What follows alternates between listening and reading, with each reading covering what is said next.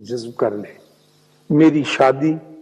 میری ملازمت، میری زندگی، میری صحت، میرے بچے، میرے عزیز و اقارب، میرے رشتہ دار، حتیٰ کہ میں اپنا ملک بھی اٹھا کے، جسے بڑی محبت اور محنت کے ساتھ بڑی قربانیاں دے کر ہم نے آزادی دلوائی ہے،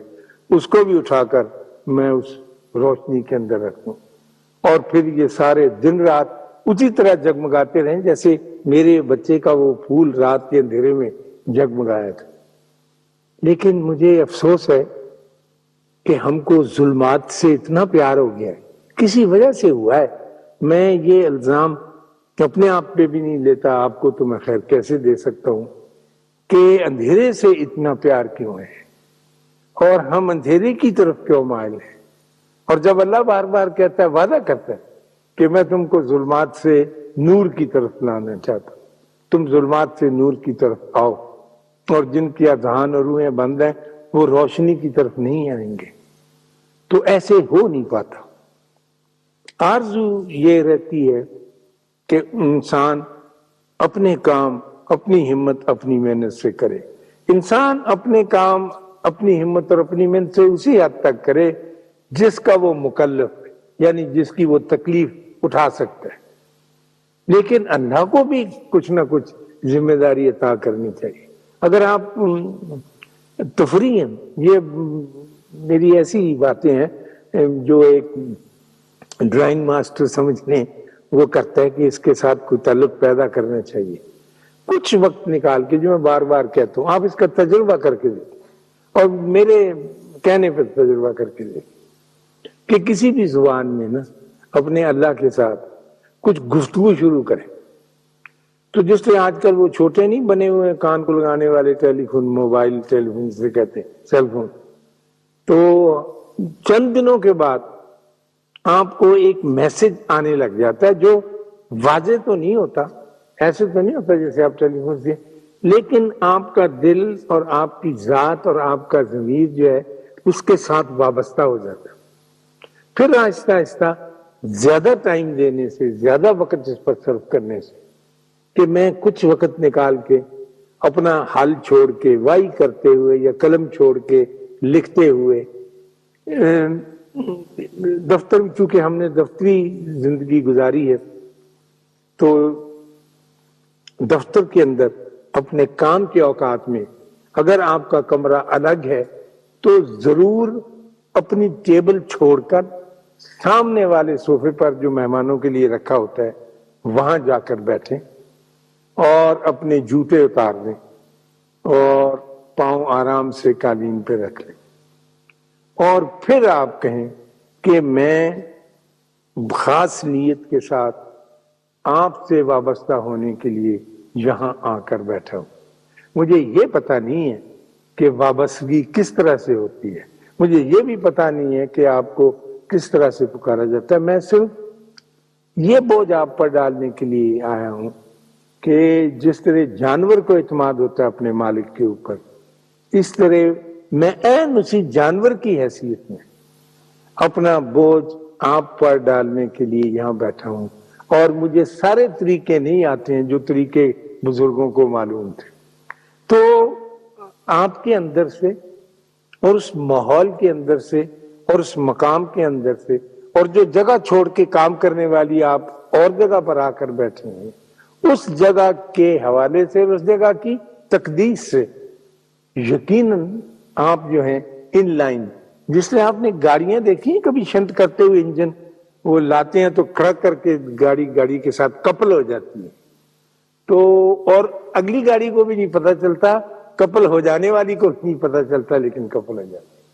تو یہ مشاہدہ آپ ضرور کریں کہ کس طرح سے آدمی اللہ کے ساتھ کپل ہو جاتا ہے اور پھر سارا بوجھ اس پر ڈال کر ساری ذمہ داری اس کے حوالے کر کے یہ چلتا رہتا ہے. تو ہمارے اب بات شاید لمبی ہو جائے، لیکن ایک جمعہ پڑھنے جا رہا تھا میں، تو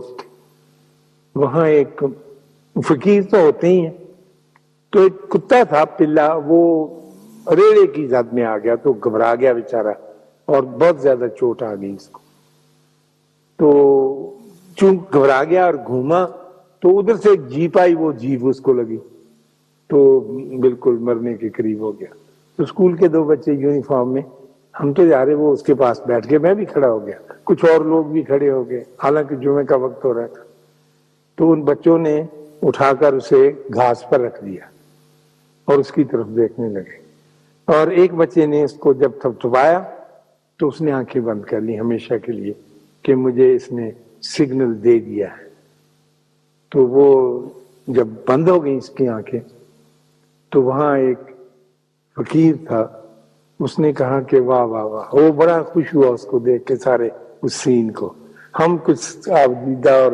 غم دیدہ تھے. تو اس نے کہا کہ یہ اب اس سرحد کو چھوڑ کر اس سرحد کی طرف چلا گیا ہے. موت یہ نہیں, وہ فقیر کہنے لگا کہ اس نے آنکھیں بند کر لی یا مر گیا. موت اس وقت واقع ہوئی تھی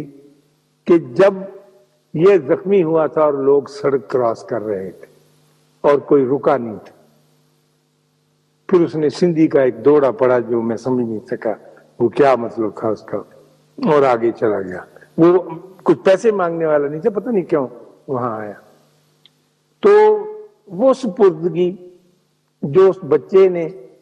بڑی دل کی گہرائی سے اس پلے کو عطا کی, ویسی ہی سپردگی ہم جیسے پلوں کو خدا کی طرف سے بڑی محبت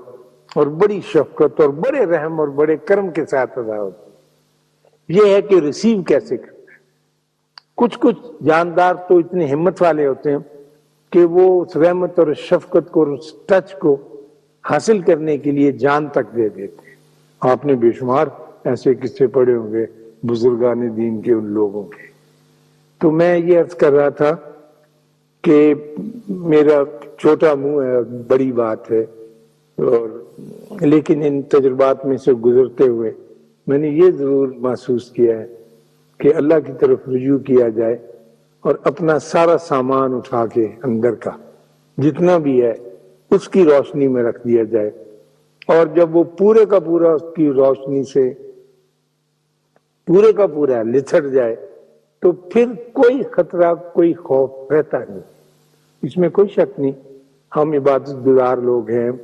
ہم اپنے فرائض بھی ادا کرتے ہیں, لیکن اللہ کے ساتھ رابطہ قائم کرنے کے لیے وہ دعا جو ہم اتحیات پڑھنے کے بعد جلدی سے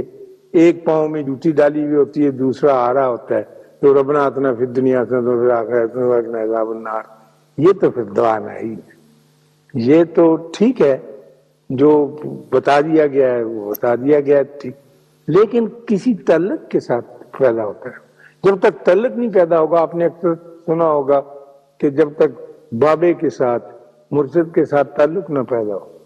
اس وقت تک وہ چیز نہیں عطا ہوتی. علم کاغذی جیسا میرے پاس ہے, کتابی علم ہے, وہ تو مل جائے گا, لیکن وہ روح جو ٹریول کرتی ہے, جو سفر کر کے آتی ہے, وہ داخل نہیں ہوتی. تو میں یہ کر رہا تھا آج کے واقعے سے کہ اس میری بلی جس کا نام کمبر ہے, اس نے مجھے آج صبح سے بہت متاثر کیا ہوا ہے, اور میں بار بار قدم قدم پر یہ سوچتا ہوں کہ کیا میں اس جیسا نہیں ہو سکتا. اور صبح سے کئی مرتبہ ابھی بھی میں جب آ رہا تھا آپ کی طرف اسے دیکھا تو اس پہ غصہ بھی آتا ہے, پیار بھی آتا ہے, اور میں اس سے چڑ بھی رہا ہوں صبح سے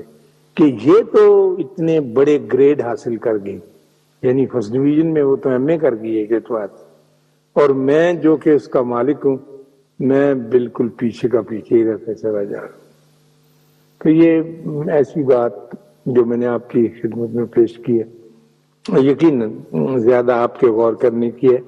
اور آپ باطن کے سفر کے معاملے میں بہت بہتر ہیں مجھ سے, کیونکہ اس پروگرام سے پہلے اور آخر میں بھی آپ سے باتیں ہوتی ہیں. تو وہ جذبہ یا وہ محبت یا وہ لگن جو آپ کی سعید روحوں کو عطا ہوئی ہے وہ مجھے نہیں مل سکی, لیکن میں آپ کے ساتھ ساتھ بھاگنے والوں میں شریک رہنا چاہتا ہوں کہ کچھ کرنیں جب بچ جائیں آپ کے سامان میں سے تو وہ مجھے بھی مل جائے. اللہ آپ کو آسانیاں عطا فرمائے